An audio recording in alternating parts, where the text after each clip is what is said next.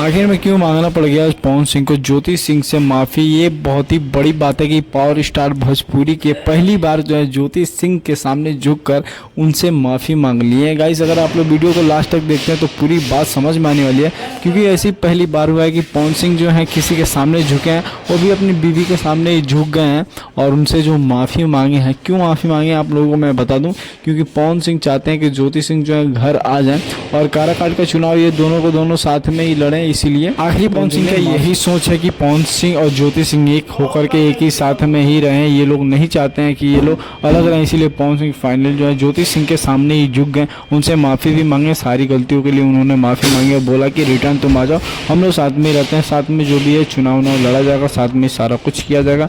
इसीलिए पवन सिंह ने पहली बार ज्योति सिंह के सामने ही बल्कि झुककर माफ़ी मांग लिया। तो गाइस इसमें कोई बड़ी बात नहीं है, क्योंकि पवन सिंह जो है अपनी बीवी के सामने झुके हैं, हर एक इंसान झुकता है, इसीलिए पवन सिंह भी झुक गए। इसीलिए आप लोग अपना कमेंट जरूर